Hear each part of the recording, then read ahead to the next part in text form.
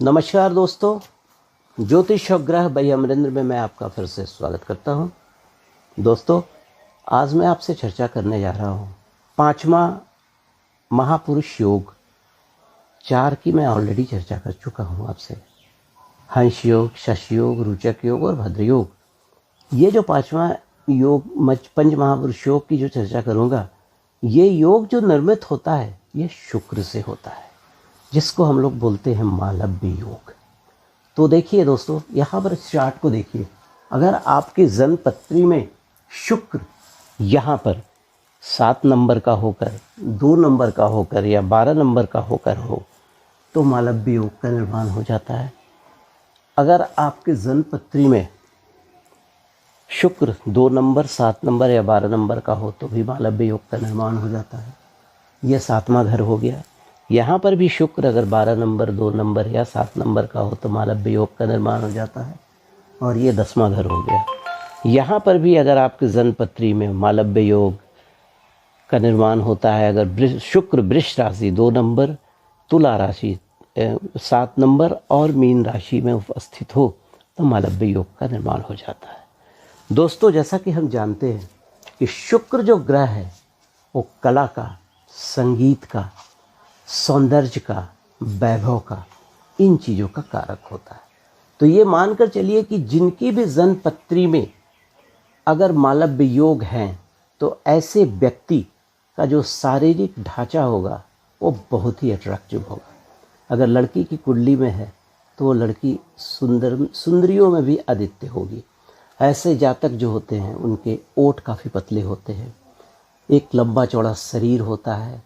उसके अलावा जो फीमेल अगर रहेंगी तो जो पतली कमर वाला जो चक्कर होता है वो सब रहता है, मतलब बैलेंस बॉडी रहता है।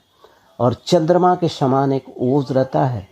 नाकें उनकी लंबी होती हैं, गाल वगैरह भी जो होता है काफ़ी मतलब वो ग्लोइंग शाइन वाला होता है, और आँख भी काफ़ी अच्छी होती है। और मतलब ऐसे एज ए होल कह सकते हैं कि शुक्र प्रधान व्यक्ति जो होते हैं वो काफ़ी पर्सनालिटी वाइज काफ़ी अट्रैक्शन में होता है, और ऐसे व्यक्ति का जो माइंड होता है बहुत तेज़ होता है, और कठिन से कठिन परिस्थितियों में भी ये रास्ता निकाल लेते हैं। और अगर जिनकी भी जन्मपत्री में मालव्य योग है, अगर शुक्र प्रथम, 4, 7वां और 10वें घर में है तो उनको धन की कोई कमी नहीं रहती है, और ऑटोमेटिकली कोई ना कोई ऐसा रास्ता निकलेगा कि वो ह्यूज धन कमाएंगे।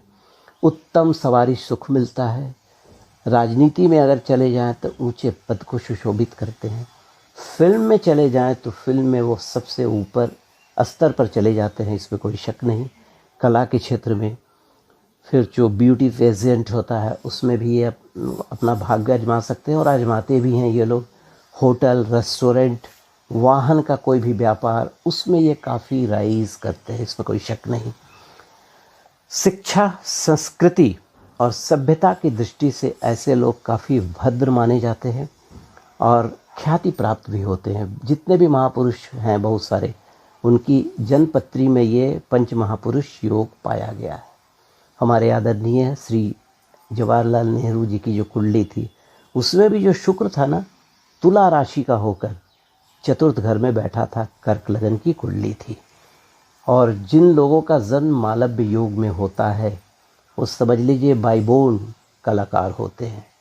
अकेला अगर शुक्र, जैसा मैंने आपसे चर्चा किया, उच्च का या स्वराशि का या मूल त्रिकोण का होकर केंद्र में बैठा हो, ठीक है, तो संगीत आदि के क्षेत्र में भी इनकी काफ़ी ख्याति होती है। और ऐसे जो जातक होते हैं सफल कवि हो जाते हैं, पेंटर हो जाते हैं, आर्टिस्ट हो जाते हैं, अच्छे डांसर हो जाते हैं। और समझ लीजिए जिस क्षेत्र में भी घुस गए, कला के क्षेत्र में, वहाँ पर ये सफलता का झंडा गाड़ लेते हैं, और पॉलिटिक्स में भी ये काफ़ी ऊपर चले जाते हैं, ठीक है। उसके अलावा मालव्य योग वाले जितने भी लोग होते हैं उनकी कुंडली में प्रायः यह देखा गया है कि उनके पार्टनरशिप में एक फीमेल का भी योगदान रहा है, चाहे पत्नी के रूप में हो या कोई फ्रेंड के रूप में हो। मतलब काफ़ी कुछ, अगर पार्टनर में अगर 1-2 लड़की मतलब उनके साथ फीमेल भी हैं तो उसमें इनको काफ़ी सफलताएं मिलती हैं। उसके अलावा जो मालव्य योग के साथ अगर हंस योग भी आपकी जन्मपत्री में है तो ऐसा आदमी बहुत ऊंचे स्तर का पॉलिटिशियन और बहुत नाम और ख्याति वाला होता है। और शुक्र तो वैसे भी हम लोग जानते हैं भौतिक सुख, शुक्राचार्य जो थे वो भौतिक सुख प्रोवाइड करते हैं। शुक्राचार्य और शुक्र अगर जिनकी भी जन्मपत्री में है उसे भौतिक सुख का कभी अभाव नहीं रहेगा। और भौतिक सुख आप कभी ला सकते हैं जब आपके पास धन हो। तो ये अगर किसी की जन्मपत्री में मालव्य योग है तो इस तरह की घटनाएं घटित होती हैं उनकी ज़िंदगी में। So thank you very much. एक छोटा सा इन्फॉर्मेशन मैंने शेयर किया था मालव्य योग पर आपके साथ।